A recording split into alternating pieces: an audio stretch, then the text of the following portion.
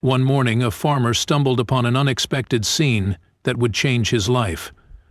Out in the field, he found one of his sheep lying on the ground, motionless. At first glance, something felt off, so he moved closer.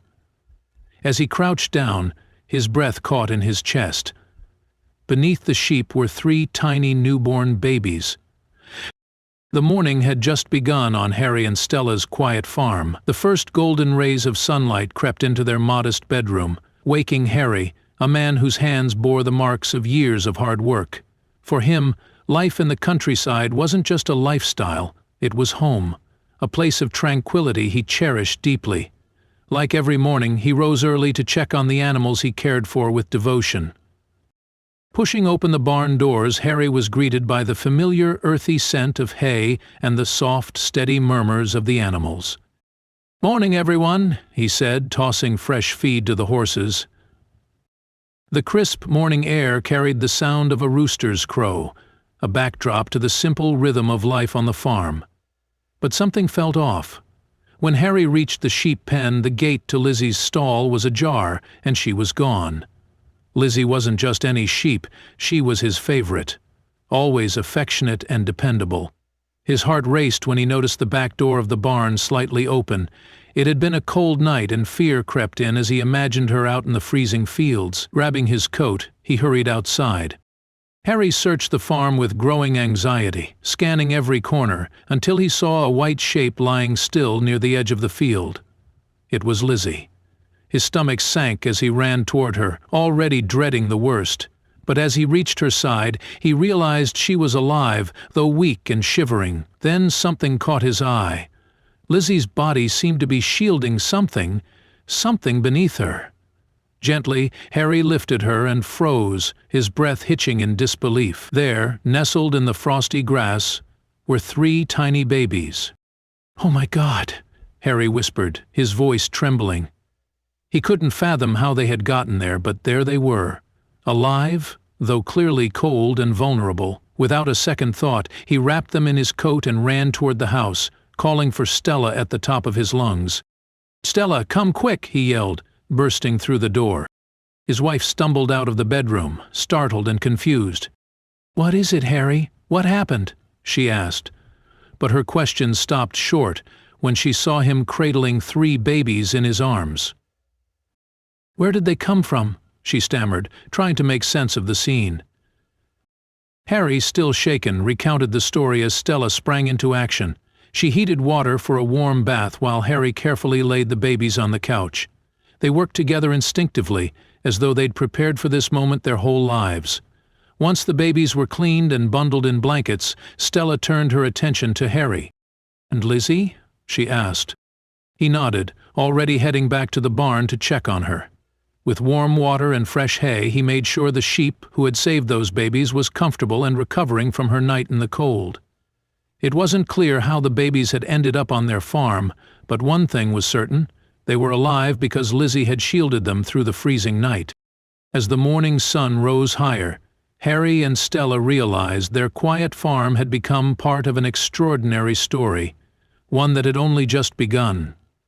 After ensuring everyone was safe and warm, the couple sat quietly at the kitchen table, their minds racing to make sense of what had just unfolded. "We need to take care of them, Stella. We have to figure out what happened. But for now, they're our responsibility," Harry said with quiet determination, his heart swelling with a love he hadn't expected for these fragile little lives. That love was tied to an old, unfulfilled dream. Stella and Harry, both in their 40s, had long carried the ache of wanting to be parents. A dream life had denied them.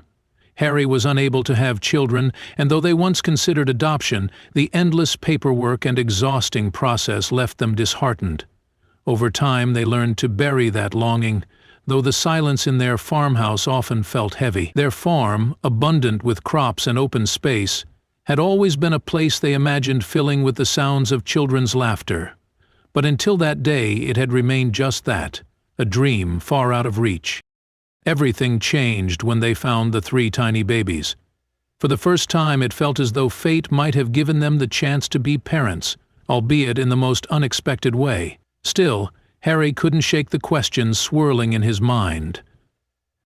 Newborn, Stella. Their mother can't be far. She left them out there in the cold. If it weren't for Lizzie, they wouldn't have survived. What kind of mother does that?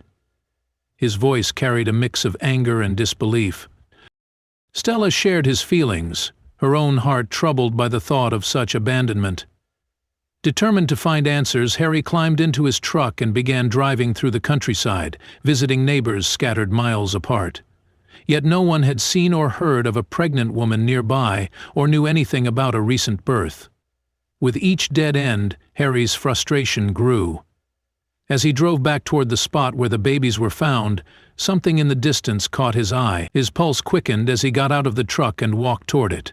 Lying on the frozen ground was a young woman. Her breaths were shallow and unsteady. She looked barely alive. "Oh God, let me help you," Harry called out, rushing to her side.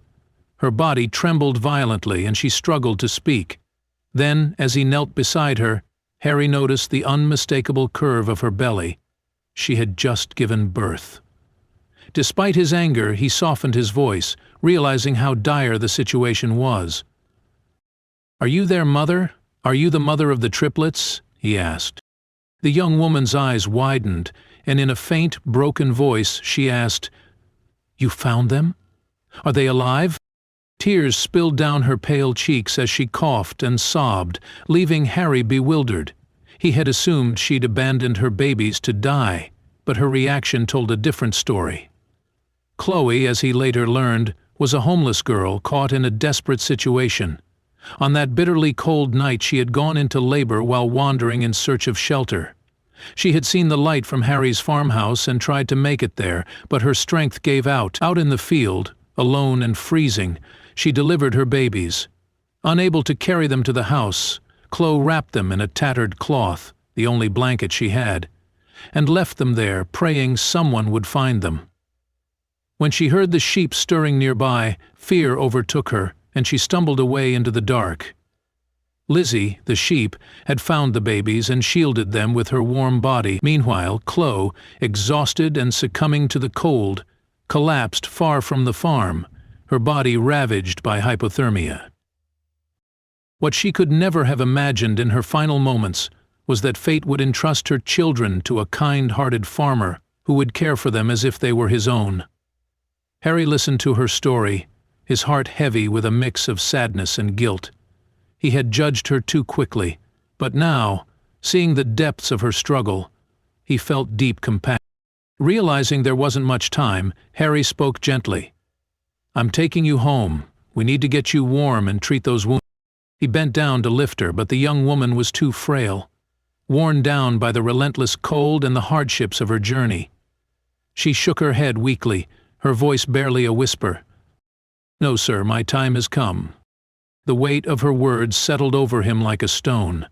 Tears welled up in Chloe's eyes as she knelt beside the woman.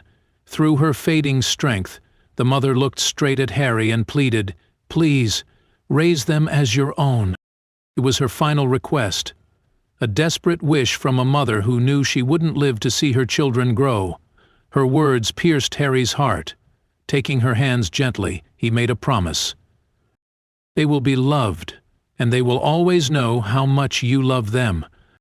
A faint smile crossed her face as she drew her last breath, leaving her children in the care of strangers who would become their family. The night seemed to mourn with them, the sky heavy with clouds. With tears in his eyes, Harry carried her body to his truck. Back at home, he shared everything with his wife Stella, who broke down at the story of the young woman's sacrifice. Together they decided to honor her memory with a proper burial. The funeral was simple but deeply heartfelt. In the days that followed, Harry and Stella made the decision to adopt the triplets. Their quiet farmhouse transformed into a lively home filled with laughter and the pitter-patter of little feet. The children thrived, exploring the fields, playing with animals, and helping out with small chores. They became a part of the farm's rhythm, bringing life and joy into every corner of the house. Harry and Stella never hid the truth from the children.